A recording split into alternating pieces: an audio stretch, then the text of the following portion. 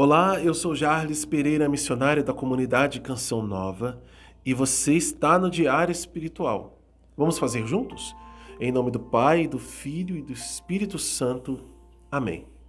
Vinde, Espírito Santo, enchei os corações dos vossos fiéis e acendei neles o fogo do vosso amor.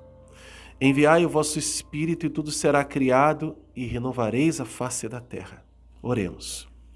Ó Deus, que instruíste os corações dos vossos fiéis com a luz do Espírito Santo, fazei que apreciemos retamente todas as coisas segundo o mesmo Espírito, e gozemos sempre da sua consolação. Por Cristo Senhor nosso. Amém. Evangelho de São Lucas, capítulo 18, versículos de 35 a 43, fechando assim o Evangelho de São Lucas. Quando ele se aproximava de Jericó, havia um cego, mendigando, sentado à beira do caminho. Ouvindo os passos da multidão que transitava, perguntou o que era. Informaram-no que Jesus, o Nazoreu, passava. E ele pôs-se a gritar: Jesus, filho de Davi, tem compaixão de mim. Os que estavam à frente repreendiam-no para que ficasse em silêncio. Ele, porém, gritava mais ainda: Filho de Davi, tem compaixão de mim. Jesus se deteve e mandou que lhe o trouxesse. Quando chegou perto, perguntou-lhe: Que queres que eu te faça? Ele respondeu: Senhor, que possa ver novamente. Jesus lhe disse: Vê de novo, tua fé te salvou. No mesmo instante, recuperou a vista e seguia a Jesus, glorificando a Deus. E vendo o acontecido, todo o povo celebrou os louvores de Deus. Palavra da salvação, glória a vós, Senhor. Que palavra maravilhosa! E aqui eu dei o título de A Fé Não Pode Ser Calada. Por quê? Por causa da insistência desse homem. Gente, é extraordinário. E eu sou muito tocado quando tem palavras assim, porque elas alimentam a minha fé. Eu já confessei aqui outras vezes que quando eu preciso pedir alguma coisa para mim, pedir para Deus, assim, e às vezes demora e tal, eu geralmente penso, não, Deus não quer, Deus não, isso não vai acontecer. E às vezes eu tô certo, viu? Às vezes não era a vontade de Deus mesmo. Eu entendo assim, e assim na Canção Nova Deus fala muito assim, né? Mas tem coisas que eu deveria sim insistir mais na oração, ser mais incisivo, mesmo quando as pessoas dizem não é para você não, cala a boca, fique quieto, você não deve, você não merece, etc, etc, etc. Eu deveria gritar mais alto para que Jesus me escutasse e pudesse me socorrer. Foi justamente o que o cego de Jericó fez, né? No Evangelho de São Mateus ou Marcos, se não me engano, ele tem nome, né? Filho de Timeu, ele é Bartimeu. Ou melhor, sabem quem é o pai dele, sabem que é o filho de Timeu. E é interessante que a proximidade de Jericó e depois a caminho de Jerusalém dão a essa cura, né, desse cego um significado muito importante, porque Jericó é uma cidade perdida, né? Vivia na Baixada e Jerusalém lá em cima, no morro, né? Até Jesus, quando conta a parábola do bom samaritano, ele fala, né? Um homem vinha de Jerusalém para Jericó e caiu nas mãos dos assaltantes, ou seja, você foi para um lugar perigoso, foi ser roubado lá, porque Jericó não era um lugar assim, né? Da oração. Não. Jericó foi um lugar onde tinha pagãos, muitos pagãos, O povo teve que invadir lá, teve que derrubar a muralha, desafiaram Deus naquela cidade. Antigamente, inclusive Jericó é tida como a cidade mais antiga do mundo, né? E assim permaneceu durante muito tempo. Apesar do povo de Deus ter entrado lá, ter ficado lá, ali ser uma região onde tinha também judeus, não era a cidade, a melhor das cidades, não era uma cidade dita como, né, das graças de Deus, não. Era Jerusalém. Tinha outras cidades melhores do que Jericó. Jericó era periferia. Era uma cidade mal vista.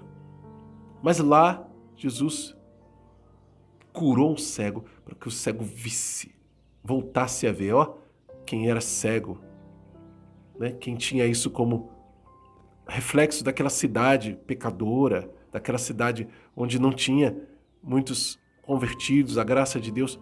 E agora estava ali um cego sendo curado, voltando a ver. Olha a conversão dos pagãos. A gente vai ver depois muitas outras realidades acontecendo.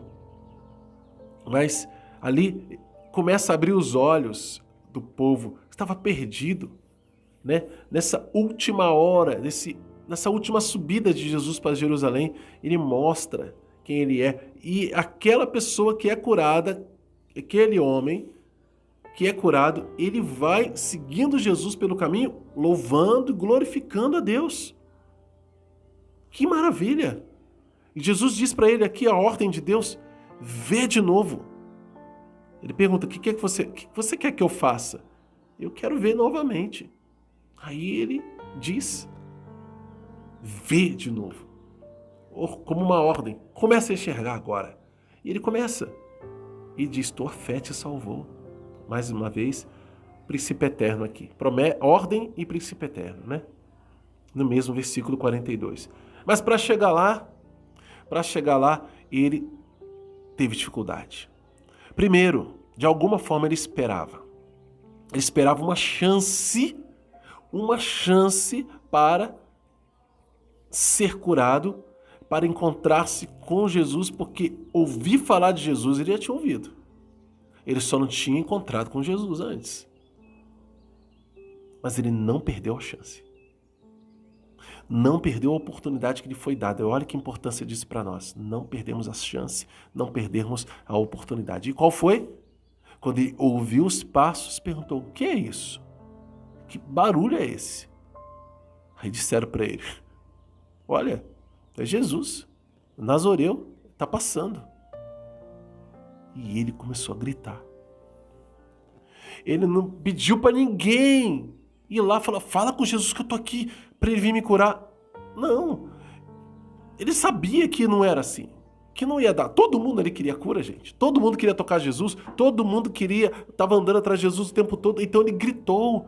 Ele gritou com toda a força que ele tinha, para que Jesus o notasse. E aqui, esse cego que está gritando e as pessoas mandando ele calar a boca.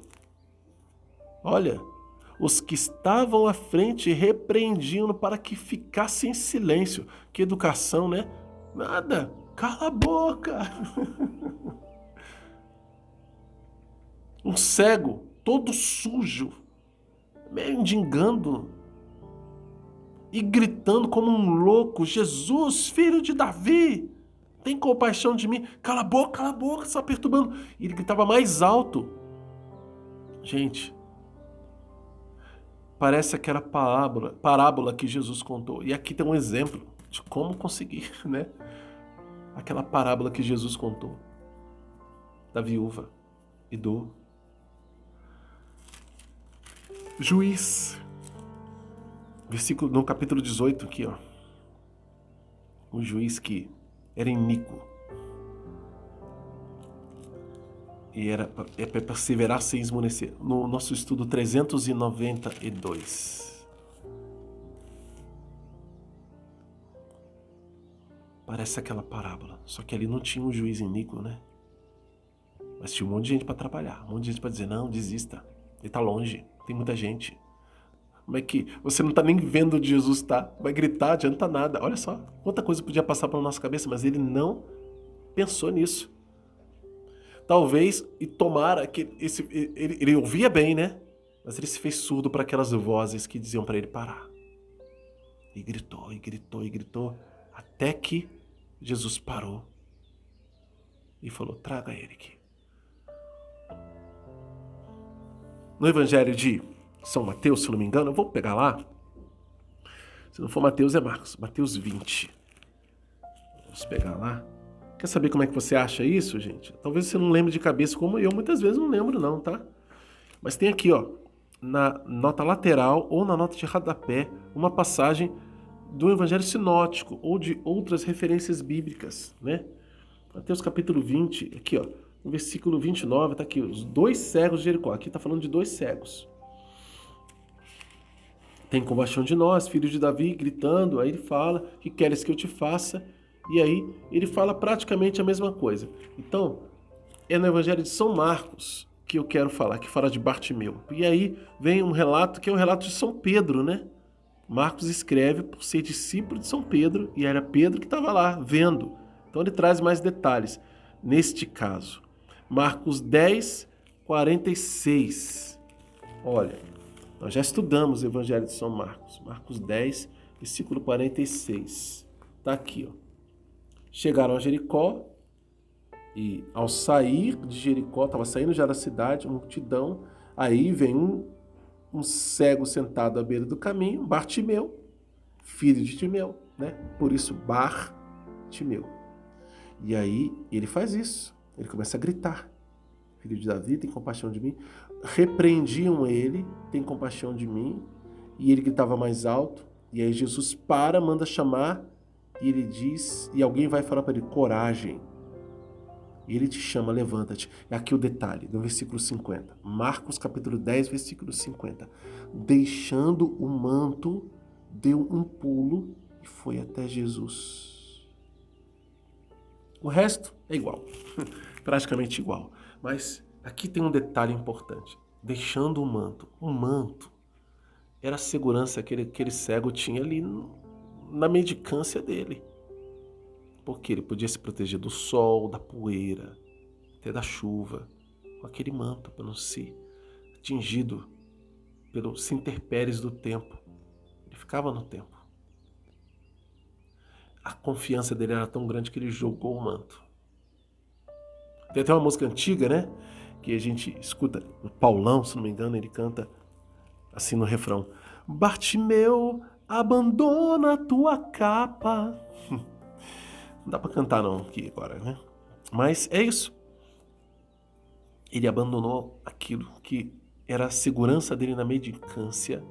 E muitas vezes a gente precisa dessa coragem, já que nós gritamos tanto, já que a nossa fé não pôde ser calada, nós precisamos ir até o fim.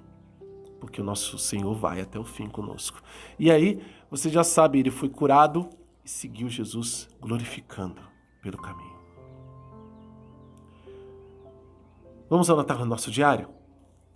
Não tem promessa de Deus, mas tem ordem e princípio eterno. É tudo o mesmo versículo, mas você anota, né? Separadinho para você entender por que é o quê. Por que é ordem? Porque Jesus diz para ele, vê de novo. É como fez com a sogra de Pedro, ele ameaçou a febre, né? Como diz, ameaçou a febre. Ele diz, vê de novo, volta a ver. E ele viu.